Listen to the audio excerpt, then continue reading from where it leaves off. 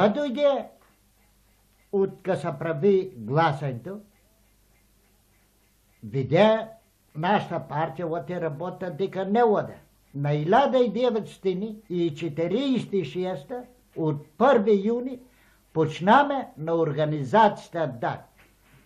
Па исто продължето се го тирах, значи шо се тирах работа како главен един там. Арнома на 1947 година, у юли месец, то шо работеше Мици Сачията и Гоце Аджиево, и на вечер дойде Мици Сачията, ми вика: Танас, ай чой ме ќе вадим. Дека бре? На Райкович. Шо ќе вадиш бре? На теб Бобо те издриян. Ама не са кона. Не оде бре, нек не им шел на Колю Янов нивата. Гръцка войска там кашетала и каршуме ведек.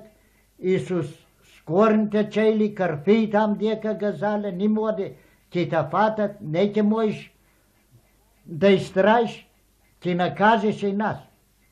Немо, бо.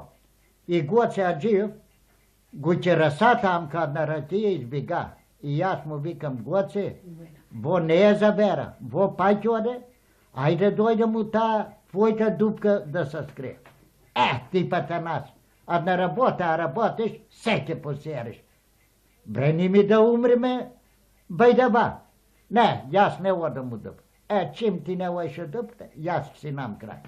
Се отидих дома, му викам на жента: дай леп да се навечерам, и тая му работа детето. Па не му кажум на жента. Оте жента, ако дойдат да фатат на 2 шамара, може да ме кажа дек съм. Не му кажа кич дека. И взевам един карпар от кърпи правен. Карпар. Ода му племята, легнува. Племята. Племя.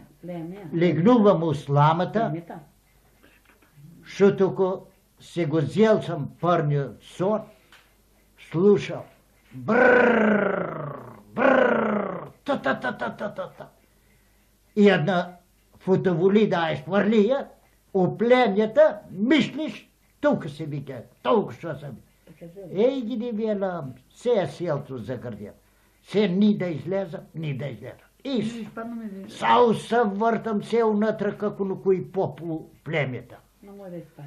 По едно време разбиле зора, а моята племна беше колко 50 метра отделена от куйките. Идат войниците, ама аз си мислям партизани. Аз си трачам партизани. Нашо, ще не го нещи нашо, по партизански сбора се приправа.